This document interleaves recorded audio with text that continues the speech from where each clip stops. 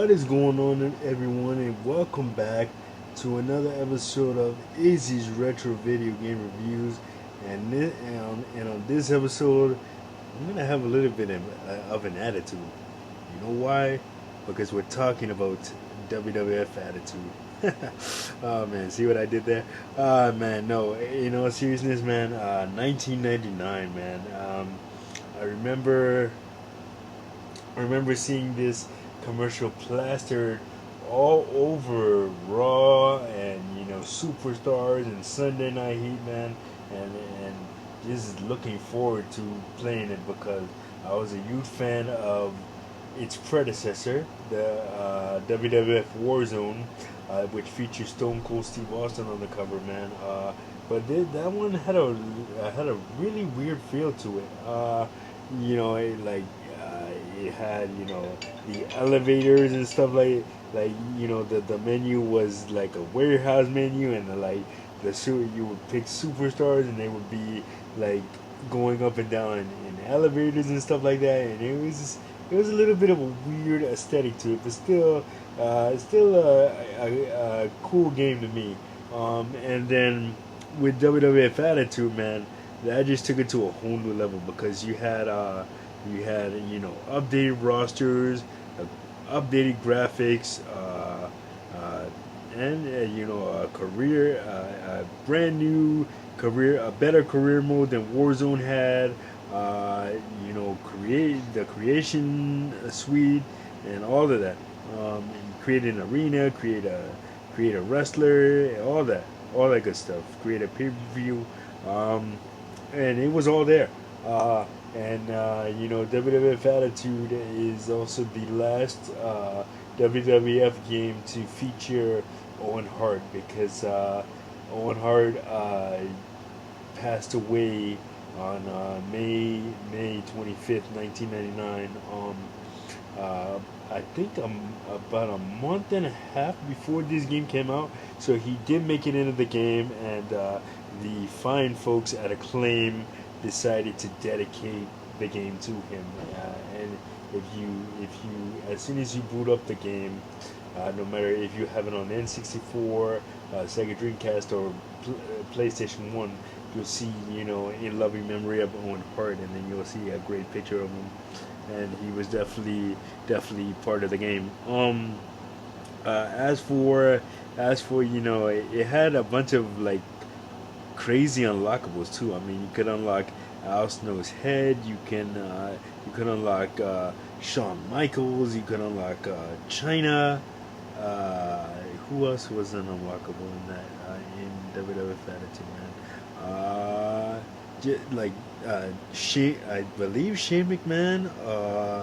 You know, uh, Shane McMahon, and I don't remember the rest, but I do remember getting the game, and the first thing I did was I had it on N64. I played it on PlayStation, but I had a copy of it on N64.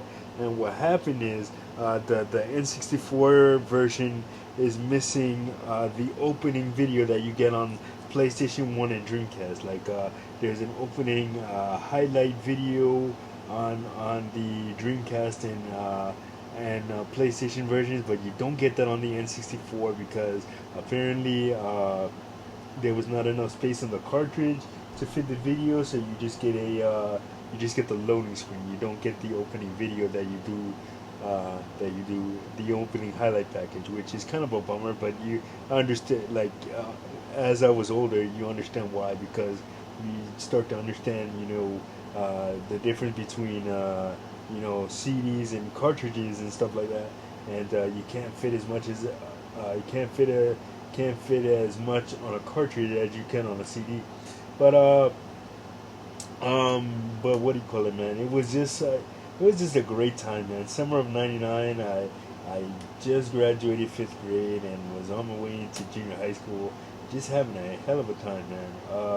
I remember I remember just the only I didn't like WWF Attitude for a number of reasons, as graphically as looked, and the roster was great. You pretty much had everybody on the roster at the time, and if you were a fan of the Attitude Era, it was absolutely stacked from from Gangrel, Edge, and Christian to freaking Steve Blackman to Al Snow, everybody from mid Carters to top guys to from Triple H to Stone Cold Steve Austin to Kane and Taker. They were all in there. Rock was in there. Austin, of course. Jeff Jarrett, D'Lo Brown, Mark Henry, The Godfather. Just so many to name. So many superstars to name, man. Everybody was in there. Everybody that was on the roster on at the time of basically everybody, almost everybody on the roster that was in WWF at that time was in WWF Attitude. The only notable additions that I can think of that were missing from the game were Big Show, because Big Show Paul White, because he had been sent back down to developmental because he was having a weight problem, and he wasn't on the roster at the time, so he didn't make the cut. And Chris Jericho hadn't debuted yet. Chris Jericho debuted about 2 months after this game came out. So yeah, he's not in WWF Attitude, but everybody else is there. And it's the only like I said, the reason why I didn't particularly care. The only thing I didn't particularly care for in WWF Attitude was the button input. Like to execute simple moves, it was just like a whole bunch of buttons that you had to push. Like I just like to. I like a no mercy type game where there's one button, it's very easy to pick up and play. But WWF Attitude and subsequent games after that, all the ECW stuff, which I'll cover in future episodes, like like too many complicated inputs for you to push, and God forbid you try to do a superstar finishing move. My God, yeah, it's like down, forward, back, and X and stuff like that. Like, come on, like this is not Mortal Kombat. You're not trying to execute a fatality. You're just trying to do a superstar finishing move. Like, come on.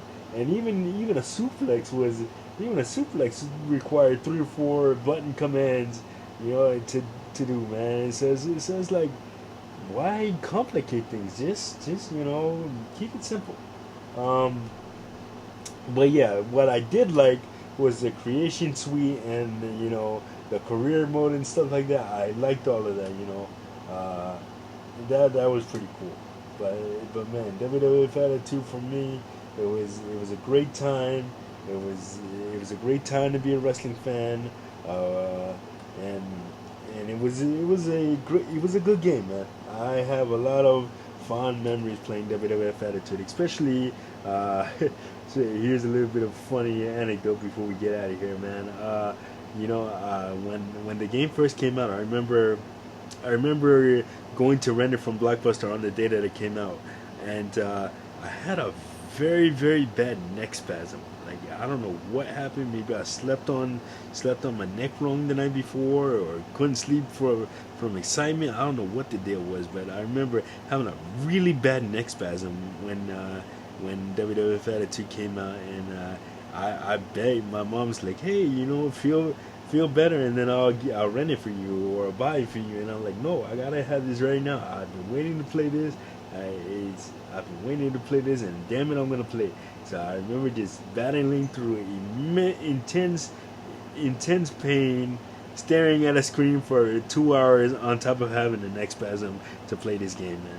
So that's one of the very many memories that I have playing WWF Attitude. Yeah, so that is gonna do it for this episode of Izzy's Retro Video Game Reviews. Like, subscribe, share. Don't forget to hit that notification button so you don't miss a video. And I will see you guys on the next episode. Peace.